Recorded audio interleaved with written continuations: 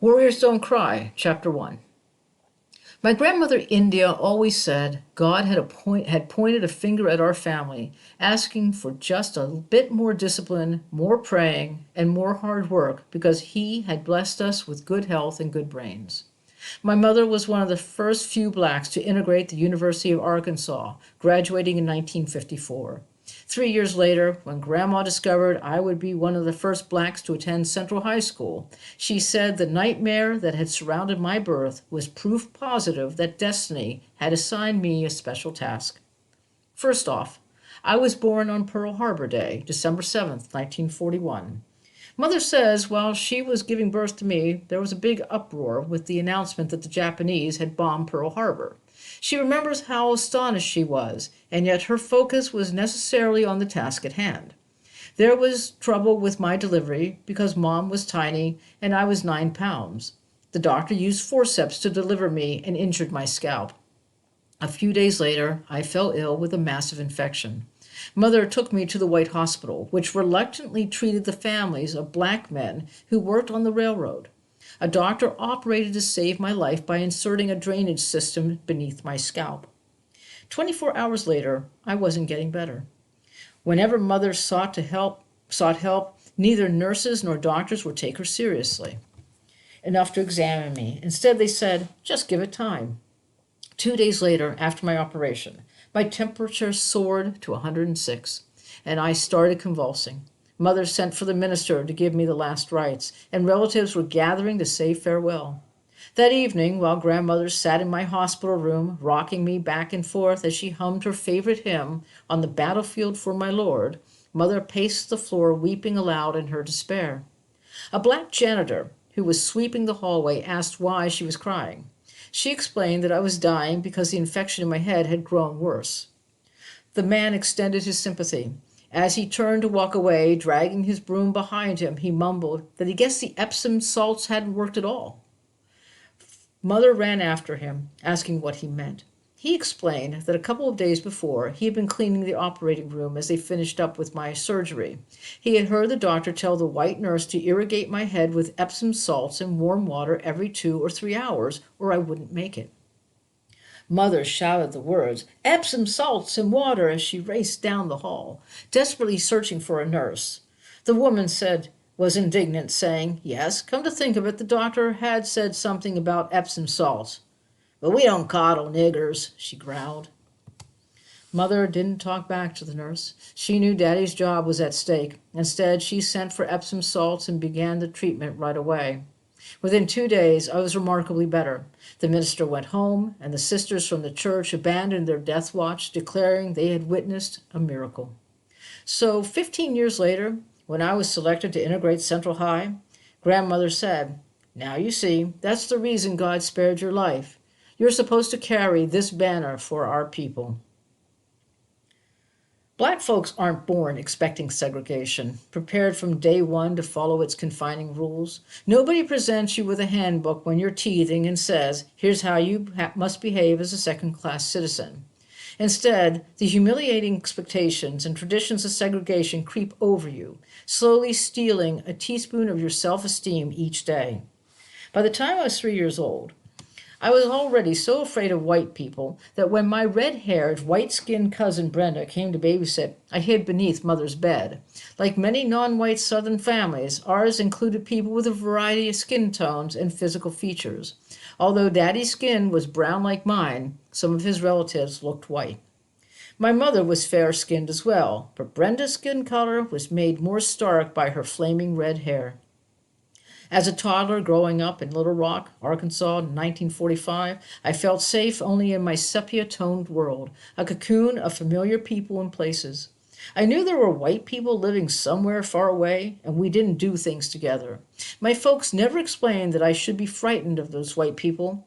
My fear developed as I observed adults and listened to their conversations. With alarmed expressions, they often whispered, the white folks won't like us to do that, or we don't want to anger the white folks. Whenever we walked uptown among white people, Mother held my hand too tight. I could see the fear in her eyes, feel the stiffening of her body as white people walked past. If we happened to be in their path, she quickly shoved me aside, according them the privilege of first passage. If white adults were accompanied by children, those kids scowled or stuck their tongues out at us. Even worse, they sometimes say, "Mama, look at that there nigger." Those trips to town became my primer on relating to white people. While shopping in the five and dime one hot summer day, I urged my mother to ask the waitress behind the lunch counter to give me a glass of water. She clutched my arm and whispered that we had to use our own drinking fountain. I started to cry aloud. I looked over to see the shiny chrome fountain the white people use. I didn't want to go to our fountain marked colored. It was the old dusty one located in an isolated part of the store where I was afraid to go even with Mother. Mother says when she tried to usher me to our drinking fountain, I caused such a fuss that the store manager chided her and asked if we were some of those uppity niggers from the north, come to stir up trouble. By the time I was 4 years old, I was asking questions neither my mother nor grandmother cared to answer. Why do the white people write colored on all the ugly drinking fountains, the dingy restrooms, and the back of the buses?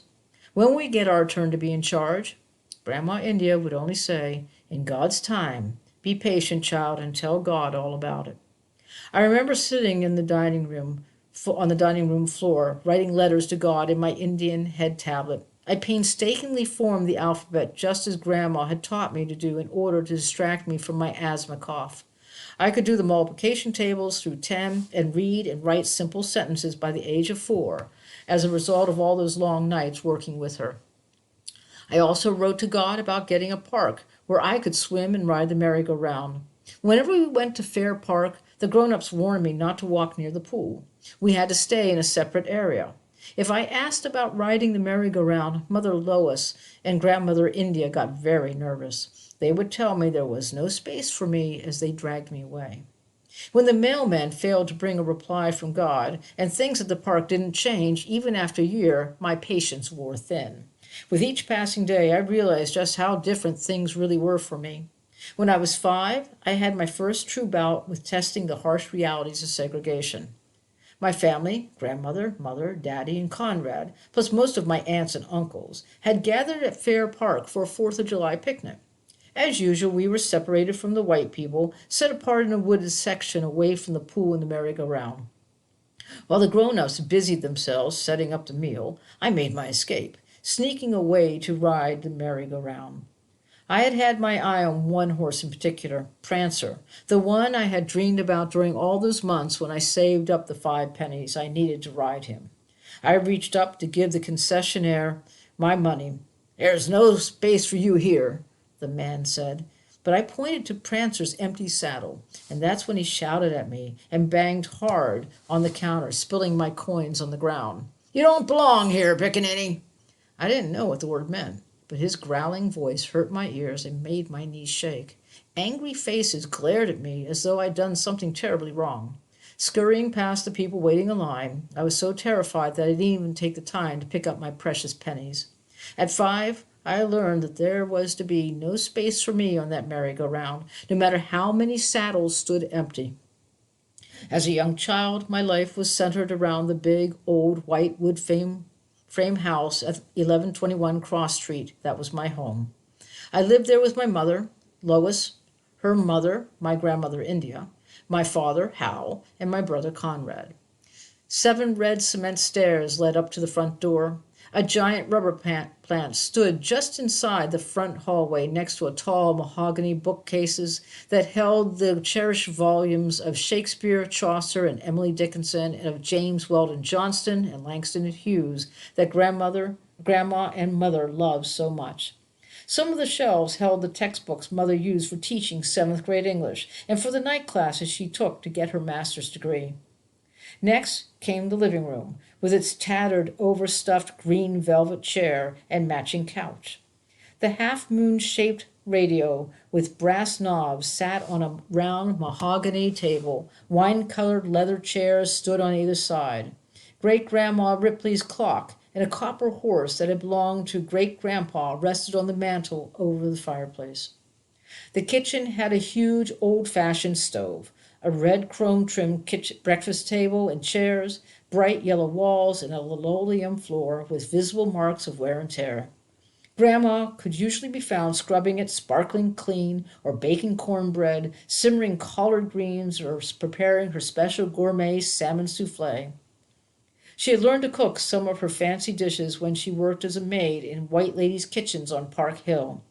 Much of that time she earned only $1 a day, which she used to support her 3 children after Grandpa died. Since they had very little money, my uncle and aunt worked to help Grandma put my mother through college. My favorite place in our house was Grandma India's bedroom, filled with her divvies, the name she gave the personal things that a body treasures and holds close to the heart. Her room always smelled of fresh flowers, antique velvet scarves, and satin fringe draped the back of her rocking chair and the back of the overstuffed maroon velvet chair in the corner by the window.